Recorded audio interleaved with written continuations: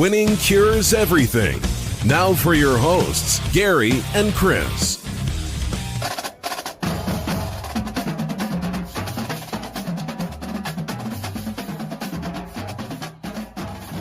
Oh boy. Welcome in. Winning cures everything. It is the Thursday, June 30th edition of the show, and I had a whole show put together. We had conference previews for the ACC. I was going to go through each team for, I believe, the Coastal Division, etc. I mean, just a lot that I was going to get into, and instead, we have just massive, massive news for the sport of college football. And we're going to spend quite a bit of time talking about that. And then, of course, on the back end, I will have some other news that we have not gotten to discuss this week, like the Big 12, a new commissioner, the ACC scheduling format, etc. But all of that seems to pale in comparison to this. USC and UCLA are joining the Big Ten in 2024, and shocked isn't even the right word. I'm not shocked, because we all knew that this was coming. As soon as Texas and Oklahoma decided to join the SEC, we knew that more moves would be made eventually. It felt like for about a year that everything was just going to remain calm for a little while, and instead we get this. And I don't think it's done. I will say this is the end of that goofy alliance that we had been talking about for a year, basically. Ever since Texas and Oklahoma decided to join the SEC, the Big Ten, the Pac-12, and the ACC had joined into this alliance. And they were a voting alliance, and all 41 member institutions had decided to align unanimously on voting and other things that they were going to work on. But nobody could ever really tell you exactly what that was. It wasn't a scheduling alliance. George Kliavkoff came out a couple of weeks ago and explained that he was a little frustrated with how slow some of these scheduling talks for non-conference games were going, because you still had Pac-12 and Big Ten teams and ACC teams, obviously, playing non-conference games against the SEC. This was supposed to be these guys against the SEC, right? And instead, what you have is not necessarily infighting, but you do have the Big Ten who decided to take two schools from the Pac-12. And yes, we're going to get to the move and all that, why it happened, but I do think another part of this is you are now going to have less of a Rose Bowl stranglehold on the CFP, right? That's one thing that had always been talked about, the sanctity of the bowls and the sanctity of da-da-da. There is no sanctity in this sport anymore. This thing is done. It's all money grabs. It is a Fox conference and an ESPN conference, and it ain't done. This is not finished by any stretch of the imagination. So the Rose Bowl stranglehold on the CFP, I think, is done, because you will not have a Pac-12 and a Big Ten bowl game. This will not be a contract bowl anymore. They will find a way to end this, because USC and UCLA are now out with that bunch out east, or I guess in the Midwest, whatever you want to call it. But this is, the ramifications of this are massive. It feels like it's bigger than the Oklahoma-Texas move to the SEC, right? Like, maybe I'm the only one that feels like this, but this is the first time that you are going to see a full America. Like, we did have it with Conference USA. I understand that. The AAC has done something similar. But when you have teams that are all the way on the East Coast and all the way on the West Coast, LA all the way to Piscataway, that's massive. And trying to figure out, we could have probably seen this coming, because front office sports, talked about it. The Big 12, the Big 10, I'm going to get all these conferences right eventually. By the time they're all gone is when I'll have it all done. But the Big 10 media rights deal was supposed to come out sometime around Memorial Day, and it never popped up. Remember, Fox owns a big portion of the Big Ten network. They had a big group of meetings with all these streaming platforms and network partners, etc., CBS, NBC, ESPN, Apple TV, whoever else, right? Just throw it out there. Amazon, I think, was another big one. They had all these meetings because Fox was going to also partner with these other network providers, and the Big Ten was just going to be an all-day event. And now it certainly will be an all-day event because you've got games that can go early Saturday, and then you've got your afternoon, and then you've got your primetime game, and then you've got your 10 p.m. games. That'll be out on the West Coast. So Big Ten schools and those players are going to have to learn to figure out 9 a.m. body clock games for USC and UCLA, and then the ones that are all the way out east, Rutgers, Maryland, etc., those teams are going to have to figure out how to play at 10 p.m. Central Time, 11 p.m. Eastern. Like it's going to be nuts. I'm telling you. So let's move into another topic. Why the move? Why is this happening? And a big reason why this is happening, Jon Wilner actually put out USC and UCLA stand to make well over $100 million in their media rights deal in 2024 with the Big Ten. The Pac-12 was making somewhere around 30, somewhere around there, I think, $30 million a year. I mean, it's just, it is definitely more than double and maybe almost triple. It's insane, the amount of money that they will be making by doing this. So, you look at it, again, the Big Ten media deal was supposed to come out a month ago, and it never came out. So we should have seen that something was going on behind the scenes, but we just thought it was going to be a huge deal, like a huge $1 billion whatever, and now it can go for even more because you were bringing in the LA markets, right? USC and UCLA quickly realized there is not much left at the table for us when we go to contract negotiations here in a couple of years. Like the Pac-12 brought in George Kliavkoff because he was involved in entertainment. He understood how these deals work. He was a new guy, a new kind of commissioner, right? He was the new guinea pig because most of them were like Jim Phillips. They had been ADs. They'd been involved at the university side, et cetera. George Kliavkoff blew that out of the water. And then, of course, the Big 12 hiring in Brett Yormark. It has nothing to do with school anymore. It has nothing to do with universities. So USC and UCLA saw if we don't get on this gravy train, we are going to get left behind because as much as nobody wants to have it, we are going to end up with super leagues. Like I said at the jump, ESPN and Fox. Those are the two leagues. And that's it.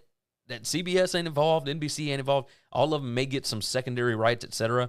If CBS wanted to partner with the Big 12 or somebody along those lines and actually pay them, then yeah, maybe you could build another one. I don't know. Like it's going to be really interesting to see what happens. But yeah, USC and UCLA realized we got to get out of here. We are the bread makers in this conference. And, it does leave some of them behind. It does leave Oregon and Stanford and Washington, et cetera, behind. That's going to be interesting. Let's talk about that. Let's talk about the next move for the Pac-12. And like I said, you still have 10 teams. It did used to be called the Pac-10 before they added Utah and Colorado. Maybe they just keep Utah and Colorado and the teams that they've got, and they just try and maintain a 10-game, because we saw the Big 12 do it forever. They were a 10-team league. You can play a round robin. Okay, maybe. But I don't think that's the way that this is going to go. If you're the Pac-12, you have to find a way to keep up with the Joneses. Like maybe having less teams can get you a bigger piece of the pie, whatever that pie is, from ESPN or Fox or whoever. Whoever is willing to pay you, whether it's Apple TV or Amazon or whatever. The issue here, like, I would imagine they are going to have to do something because their two cash cows are gone. UCLA and USC and that entire LA market have disappeared now. So what do you do if you are this conference? So the first one that a lot of people on Twitter, et cetera, have started off with is, oh, you got to go add Boise. You got to go add whoever. Which, by the way, if you're BYU, I mean, how sick are you today? Like, you are much more aligned geographically, et cetera, with the Pac-12 than you are the Big 12. And now they are set to start Big 12 play next year, and they can't get out of those rates right now. I mean, I wouldn't be shocked if they tried to find a way to, but, you know, I also wonder if the Big 12 had their way, would they rather have some of those Pac-12 schools that are left as opposed to BYU, Houston, Cincy, etc. So either way, if you are the Pac-12, do you go and get Boise and San Diego State or Fresno or whoever from the Mountain West? Do you try and add schools so that you can also be a 16-team league?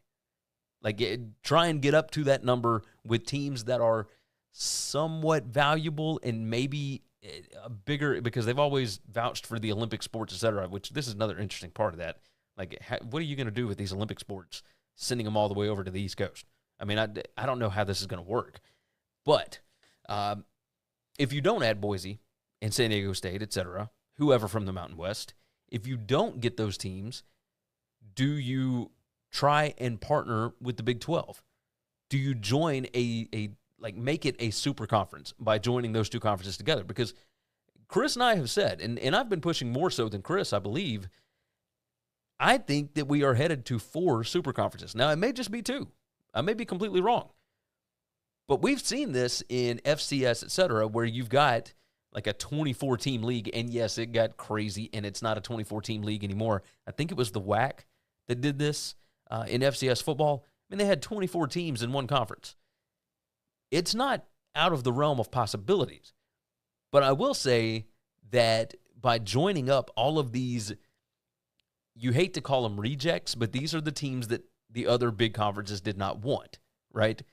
Your Washington, Oregon, Stanford, Colorado, Utah, the Arizona schools, your Oklahoma State, TCU, etc., right? Kansas State, West Virginia, whatever. You partner all of those together, and you've got some interesting matchups. You've got something that you can sell for TV inventory, and it could possibly bring you some pretty decent revenue. Would ESPN or Fox or whoever be willing to pay a pretty decent price to where you can get back up with these schools to what you had been making, right? Because then those networks don't have to give out big deals to individual conferences. They just got to give one big one to a big 20-something team conference. The way that it's set up right now, once Texas and Oklahoma leave, the Big 12 is going to have 12 teams. And then the Pac-12 right now stands at 10. So you would have 22 teams. Maybe add 2 more. You get up to 24, a nice round number. You get 8-team division, 3 8-team division. I don't know how you would do it. But regardless, this is very intriguing to me how they go forward next. Like, what is the next step for the Pac-12 after this?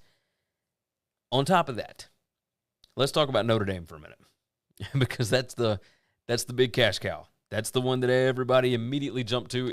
As soon as all this happened, they started discussing Notre Dame. And Jack Schwarbrick said on, I forget, it was in April. He was talking to Pat Forty in an interview for Sports Illustrated. He said that the Division I breakup is inevitable. And he then stated that Notre Dame is going to be aligned with those schools that are more worried about academics than they are sports. Now, I don't necessarily know that I believe that, but the next big domino to fall here, because you got Texas, Oklahoma, and now USC. Those 3, outside of the SEC and Big Ten footprint, those are the big 3 brands. And then Notre Dame is the 4th. Notre Dame already has an agreement with the ACC to play 5 games against their conference through 2036. Do they try and find a way to break that agreement? Because their deal with NBC, they have wanted to be independent for a long, long time, right? And they have been. They have enough of an endowment that they don't have to worry too much about media rights. But the issue that they run into is if you don't hurry up and join one of these conferences, you could get left behind, right? And we'll talk about the playoff and all the implications that this does on that. We'll talk about that. But the next big domino, of course, will be Notre Dame. what do they do? Do they do anything? Do they just stand pat? Do they continue on? I mean, we have seen this multiple times. People have been talking about Notre Dame joining a conference for years, and you kind of started to see it in COVID that if they did not have the ACC to help them out, I mean, they would have been in a lot of trouble. I don't know who they would have been able to schedule. They would have had to basically make a schedule from week to week to see who was available. And instead, they joined the ACC, and they play for a conference title that year. I mean, it's bananas to think about it. Let's go and hit an ad right quick, and then we'll come back and hit like biggest winners on the other side. Let's take a break from the show for just a minute to give you some info on things you should know about. Visit winningcureseverything.com to find everything you need to know about us, including full shows in video or podcast form, our gambling picks, our store, the gear we use, and more. Subscribe to us on YouTube to get not only the full shows, but individual segments, along with other goodies as well. We're over 5,600 subscribers right now, and our goal by the end of football season is 7,500. If you haven't already, subscribe to the podcast on Apple Podcasts, Spotify, or whatever's your favorite podcast app. And if your app allows it, leave a 5-star written review. Visit the Winning Cures Everything web store to get all kinds of football shirts, hats, hoodies, coffee mugs, and more. You can visit winningcureseverything.com/store and see what all we've added. And now, back to the show. The biggest winners in the USC and UCLA move to the Big Ten is not actually USC and UCLA. Yeah, we can consider them big winners, etc. But I think the big winners here are the ones that were already grandfathered into these two conferences. The Vanderbilt, Northwestern, Mississippi State, Purdue, etc. Those that if they were in another conference, I don't know that there would be a lot of stock for them going to another league. Those schools stand to make so much money. It is beyond ridiculous at this point. Would you have ever imagined that you would have a conference with Texas, Oklahoma, and Mississippi State? Not me. Not me, not in this day and age. And I don't know that you're in a position, you can add teams. I don't know that these conferences have figured a way out to move teams out of their conference. Because if they had, do you imagine some of these schools that don't produce as much revenue, that don't bring in the ratings, would they still be in these conferences?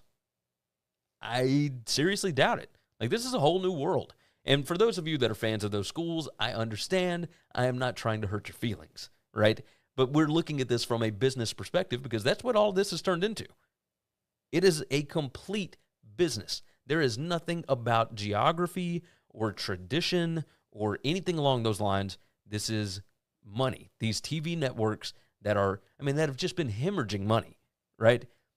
They have to find new ways to innovate. You cannot continue to put Northwestern against Iowa on a big brand network.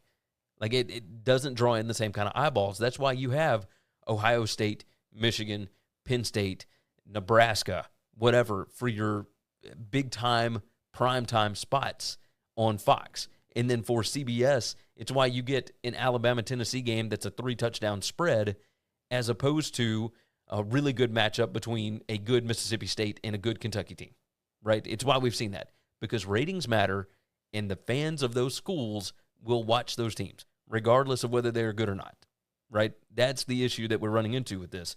So the big winners, of course, still Vanderbilt, Northwestern, Purdue, Mississippi State, etc. All this, South Carolina, those kind, they are going to continue to make these checks. And when they get these checks, they will continue to have an opportunity to maybe eventually find a way to win some of these. Do I think that they will ever win these big-time leagues? Probably not. Do I give USC a chance to win the Big Ten at some point? Well, yeah, obviously. It's a big-time brand. Do I give UCLA as much of a shot? Probably not. And that's got nothing to do with the current coaches or anything like that. It is based on program. So, and it's a much harder path in the Big Ten than it is in the Pac-12. So, regardless, let's talk about Lincoln Riley really quick. And, this has been quite the whirlwind for him in the past 4 months or so? 5, well, I guess 6 months since he left. I guess it was December when he left to go to USC. So maybe 6, 7 months, somewhere around there. He decided to leave Oklahoma for USC. Now, he was highly rumored to be going to LSU, and there were talks there. Of course, he did talk to LSU about that job, but he was not exactly the happiest that Oklahoma did not talk to him about the move to the SEC. He was blindsided in that situation. So he goes and he chooses USC over LSU because at USC, for one, I don't know if you can consider them a sleeping giant, but they have not been good in quite some time. You have a chance to rebuild a big national brand that has no real competition. Like in the Pac-12, once USC gets rolling, that's it for everybody else. So I don't know that he really wanted to take the harder path. I mean, obviously, people have seen you can win national titles at LSU. That's why Brian Kelly took the job. But Lincoln Riley, I think, had first dibs on that LSU job, and he took the easier path. How much easier is that path now? USC, from everything that has been reported, USC did not talk to Lincoln Riley about this move to the Big Ten. I think they decided, if we want to really compete in this space, if we want to pay Lincoln Riley $10 million a year, if we want to be able to afford NIL deals, et cetera, whatever, if we want to be able to keep up with the Joneses, we got to be one of the Joneses. We have to move to the Big Ten where we're going to get a gigantic media rights contract so that we can continue to pull in this money. It seems pretty simple. If you're going to spend money, you got to find a way to make it. And moving to the Big Ten is the way to make it. But that is now 2 times in the past year that Lincoln Riley has been blindsided at a job. Does he find a way to leave USC and go join somewhere else? I guess it all depends on your access to the playoff at that point, which will actually get us over to, I guess, let's stay on Lincoln Riley. I mean, how irritated does this guy have to be? He has got to, if I were him, I'd be so livid right now. And obviously, he's got it made right now. He's perfectly fine. But Oklahoma fans used to be really upset about having to play an 11 a.m. kickoff pretty regularly because they were the big brand that Fox would put on for their big noon kickoff. Now, not only is he going to have to play 11 a.m. games, he's going to have to play 9 a.m. body clock games. So 9 a.m. Pacific. He'll have to play some of those, and then he'll have to go the next week and play a 10 p.m. Eastern time game, etc., to fit into these contract negotiations. I can't imagine that that's going to be easy to prepare for, right? This is not an easy thing to do, so I am sure that he is just livid. And he's still young. He's got a long ways to go. Like, does he just decide to move on to the NFL? I mean, at this point, I don't know of a lot of coaches that wouldn't. And he will certainly have options. But we'll see how this season goes and what he ends up doing before USC jumps over to the Big Ten. Again, that won't happen until 2024. But if I were Lincoln Riley, I'd be mad as hell. I mean, so mad. So mad. Next topic on this. What does it mean for the conference? Recap. What does it mean for the college football playoff? Now, obviously, we talked about the Rose Bowl to start things off, but the USC and UCLA move to the Big Ten, I think, again, effectively squashes the alliance, and I think that it could kill that Rose Bowl partnership between the Big Ten and the Pac-12, because these two conferences were in agreement on a lot of things, etc., and the whole time, I say the whole time. That's obviously misspeaking. USC and UCLA, as soon as they decided that they wanted out of the Pac-12, they reached out to the Big Ten. They did it because they knew they could get the most money from there, and there was actually room there, and they align academically more with those schools than they do with the SEC, et cetera, right? With these two, I don't think you're going to have that same contract in the Rose Bowl, and I don't think that the matchups are going to be as nice as they had hoped to be. The Rose Bowl always wants USC and Ohio State. That's what they want. They haven't gotten it in a very long time, but now that there's no option for that, I mean, you're going to get USC and Ohio State much more regularly by those two joining in the same conference. So what is the Rose Bowl going to do? Now, that's just one aspect of this. The other side of this, don't you think the Pac-12 and the ACC are kicking themselves for not agreeing to that playoff expansion that was talked about last year? Like, this was something that was done up, and the big hang-up from a lot of people was, one from the ACC, the Pac-12, and the Big Ten, was they wanted autonomy for the 5 major conferences. They got to be kicking themselves right now, because I don't know that there's any way that those two conferences, the Big 12 and the Pac-12, with the way that they are currently constructed, I don't know how they get into a 4-team playoff. So on top of that, I mean, you gotta figure out, like, the big hang-up for them was the autonomy aspect of it, because the way that it was drawn up, the way it was constructed, is the top 6 conference champions get in.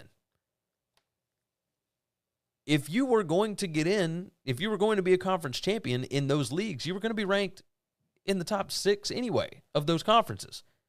Like, I don't understand why you had the hang up on that. Now, obviously, there was a lot more going on with that. The ACC commissioner, Jim Phillips, discussed ad nauseum how much he wanted all these different things in the sport to settle down before they decided on a playoff. Well, it does not appear to be settling down anytime soon. You had an opportunity to go on and lock this thing in and make sure that you got paid, because now we'll move on to this next step of this. Do the SEC and the Big Ten even need these other conferences? Like, and yes, obviously, it's better for the sport when you have all areas of the country, all different fan bases, etc., excited about your product, right? But if you still can't get an agreement on the way that the playoff is supposed to be done, what's to stop? And the two major networks that are involved in this, obviously, are ESPN and Fox. Those are the two that really want to be involved with the playoff. What's to stop those two, Fox and ESPN, from getting the SEC and the Big Ten to come together, make an 8-team playoff, just do away with conference championship games, and then you've got an 8-team playoff for whatever kind of championship it would be, national championship, the network championship, whatever it is, right? You would have a lot more big-time matchups. You would get more Alabama, Ohio State, Florida, Michigan, Georgia, Penn State, stuff like that. That would be insane for viewership, especially in a playoff setting, right? I worry that that's the direction that this could be going. That's what I'm worried about. Next up on this, we did a tweet that came out while I was actually talking. And write my time down, of course. The voice of the Pac-12, Jon Wilner, the guy that knows everything. I think he's like the Pac-12 hotline, whatever it is. Jon Wilner is great at his job, and he knows everything about everything to do with that conference. He heard from a source around 3 p.m. on Thursday. Do not assume that the Big Ten is done. Now, the Big Ten, again, academics incredibly important to them, so you have to look at AAU members. Hardcore Penn State football on Twitter, he came out and said the potential targets for the Big Ten would be, and this is based on AAU membership, Duke, North Carolina, Georgia Tech, Virginia, Pittsburgh, Oregon, Washington, Stanford, Cal, Utah, Kansas, Colorado. If the Big Ten was interested in Oregon, Washington, Stanford, etc., don't you think that they would have been part of this as opposed to just USC and UCLA? Like, I don't think that they want anything to do with Cal. Maybe Stanford, possibly. Because if you look at this, USC is a private school, UCLA is a state school. So it's not like they were wanting a specific type of university to come in. They just want AAU members. In this situation, I don't know who their next potential target is. Obviously, you've got those that I listed. You got to bring up Notre Dame. You got to see if there is a way to get them out of that ACC contract. I don't know. I mean, it's so strange because if they're not done, then that means that the SEC is not done. And who's left after that? I mean, who does the SEC go and get that actually brings value to the 16 teams that they've already got? Other than Notre Dame or possibly Clemson, like you'd have to go into the ACC, and at that point, you got to find a way to get them out of that grant of rights. And that grant of rights runs all the way through 2036. So, I don't know. All this is mind-blowing to me. Brett McMurphy did come out. I do want to talk about this because he reached out to some sources at the Big 12, and he came out and said, let's see, the Big 12, his Big 12 source says that the Big 12 could add Arizona, Arizona State, Colorado, and Utah to get up to 16. Obviously, earlier in the show, I was talking about the idea that the Pac-12 and the Big 12 could merge and just have a gigantic Super League. But if the Big 12 comes poaching, because at one point we talked about the Pac-12 possibly poaching the Big 12, I don't know how many seats at the table there are anymore. Like, I have no idea. If you've got USC and UCLA moving to the Big 10, that just destroys all the ideas that I had before. Because now I don't see 4, and you divvy up the Big 12. Like, now everything's up for grabs. And you just get the biggest possible names that you can, and then you go from there. But I don't know what the big names are after that. Like, unless you are going to go and take the ACC teams, and I don't know how you do that right now with their contract not being up for another 14 years. I have no idea. I don't know how it works. So, I mean, for the ACC, like, I got to tell you, that 2036 contract that they had, like, they were very irate. They were upset about the fact that they are not going to be able to continue to grow monetarily. But at the same time, if you're a school like Boston College, Syracuse, et cetera, you better be happy that Clemson and Florida State and Miami are still in your conference. North Carolina's still there, NC State, whatever. Like, whoever's actually worth eyeballs. Because if not, I mean, the ACC could be looking at the same path that the Big 12 and now the Pac-10 would be looking at. And, like, this is becoming a huge, huge thing. But, yeah, if they can get Arizona, Arizona State, Colorado, and Utah, like, I am sure that the Big 12 would want to do that. Who poaches who? Like, does the Pac-12 end up trying to grab some of the Big 12 schools? Both of these with brand new commissioners, both heavily involved in the entertainment industry. Very interesting. Very, very interesting. You guys jump in, leave some comments, all that good stuff. We're going to hit one more little ad break right quick, and then I'm going to hit some other news that happened over the week and do maybe some quick hitters right quick. So I've got quite a few things that I did want to mention, but none of this is as big as USC and UCLA to the Big 10. So let's hit this thing, and we will be right back. Let's take a break from the show for just a minute to give you some info on things you should know about. Follow the show on Twitter at Winning Cures, or you can follow the guys at Gary WCE and at Chris B. Giannini, or you can also follow us on Facebook. If you want more content from me, Gary, visit BetUSTV.com. I host the How to Gamble on Sports show, and from August through January, the BetUS College Football show. You can subscribe to both on YouTube. Got your own podcast or web show? Looking to start one? Or you're just curious how we look and sound so good? Well, we've got all the gear that we use listed on our gear page on the website. And if you order using our links, you'll be supporting the show too. If you're interested in advertising on a show that reaches over 80,000 unique football fans per month during the season, send an email to Gary@winningcureseverything.com, and we'll put together a plan that best fits you or your business. And now, back to the show. The Big 12 hired a brand new conference commissioner, Brett Yormark, and he was an executive at Rock Nation, which is Jay-Z's company. And before that, of course, he was involved with the Brooklyn Nets, so he knows a thing or two about the sports universe, etc.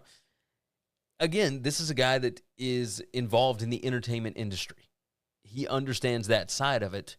This is an out-of-the-box hire that the Big 12, I think, was looking to do, maybe to replicate what the Pac-12 did with George Kliavkoff.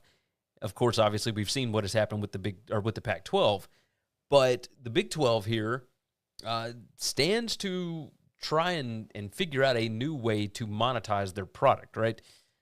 I just listened to this book, and I believe Greg Sankey is the one that read it before the Texas-Oklahoma stuff. It's called The Club, and it's about Premier League soccer and the way that they went from just tiny, tiny schools or tiny organizations up to these billion-dollar investments, billion-dollar organizations. Like each individual team is worth just a ton of money now, as opposed to like the players that are over there playing soccer right now are worth significantly more.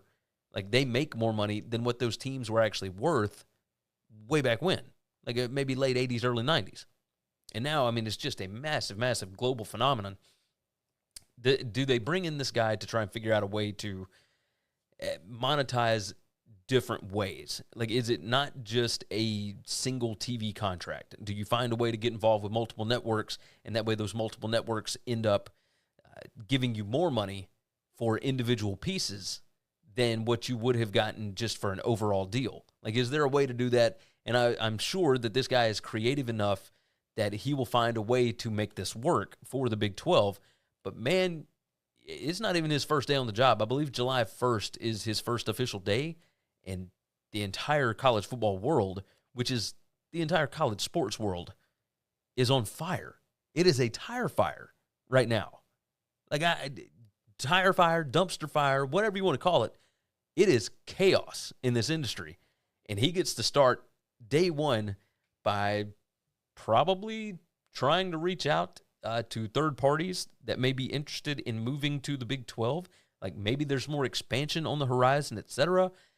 I have no idea. This is a crazy time to be taking over a new job. And by the way, good luck to whoever ends up taking over the NCAA once Mark Emmert resigns. Like this is going to be mayhem. Absolute mayhem. This sport, I've never seen anything like this. Anyway, all right. Next up on the board, the ACC.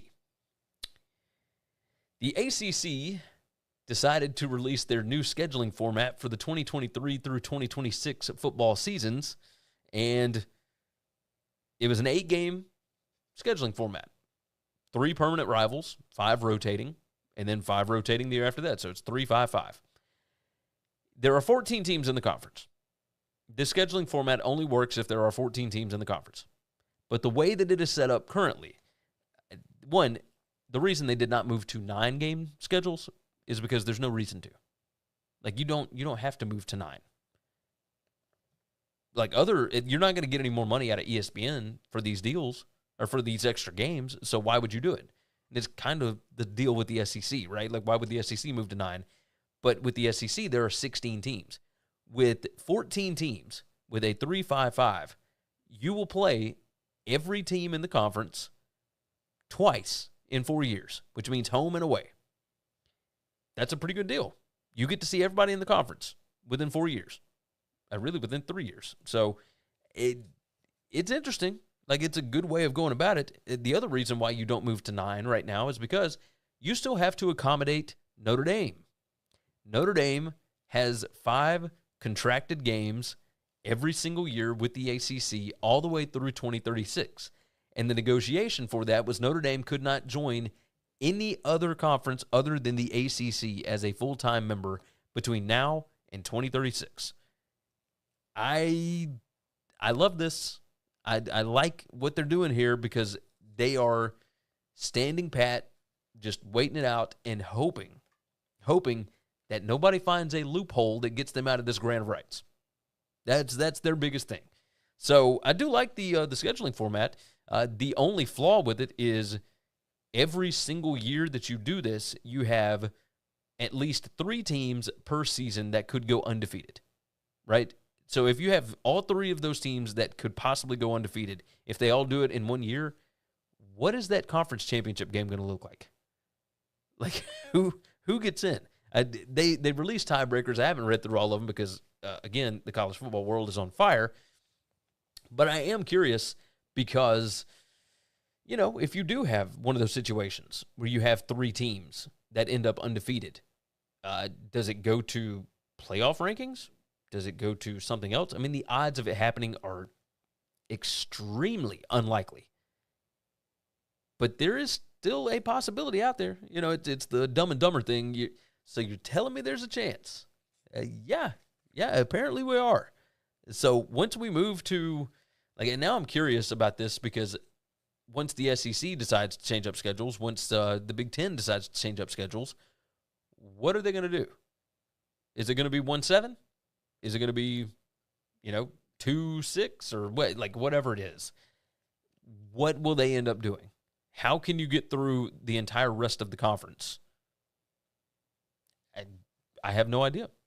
So we'll see. We'll see what ends up happening with that. Finally, let's hit on some quick hitters.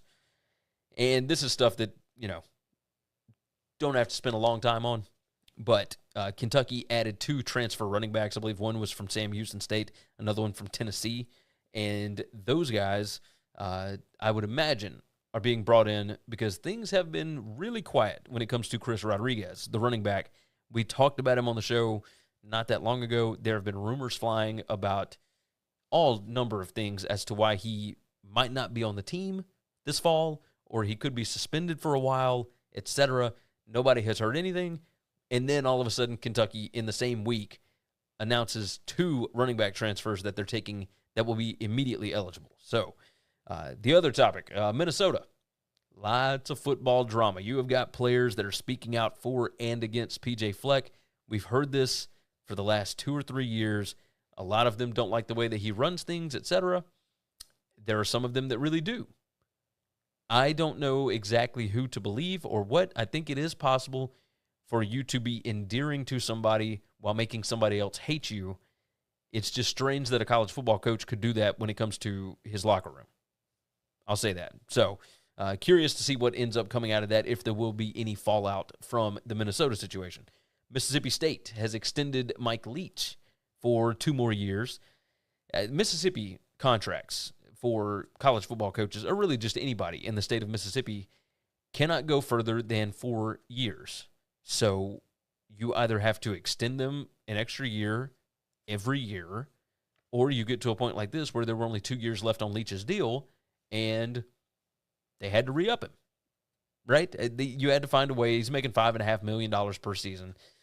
I don't know that he will be here for the duration of the 4 years that are now left on his deal. If he cannot get the expectations are relatively low. And yes, I think Mississippi State could be a sleeper this year because of how good Will Rogers is, the quarterback. But if he doesn't do better than 6-6, 7-5 again for a 3rd straight year, what do you do? If you're Mississippi State, what are the expectations?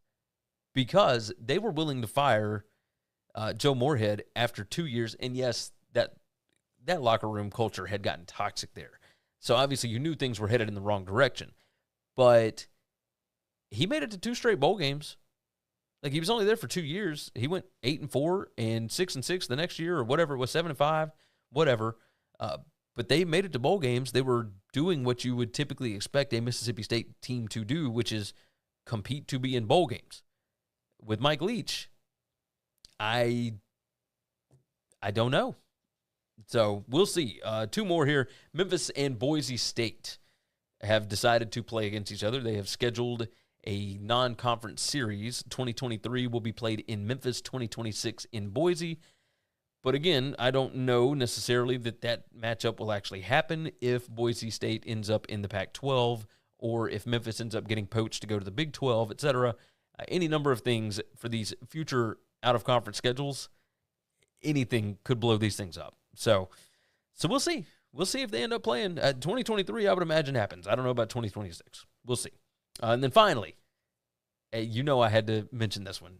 A Texas A&M staffer was on a tour, or was giving a tour of Kyle Field to a bunch of recruits. And he said, here's the quote, y'all getting a lot of money from these guys in these suites up there.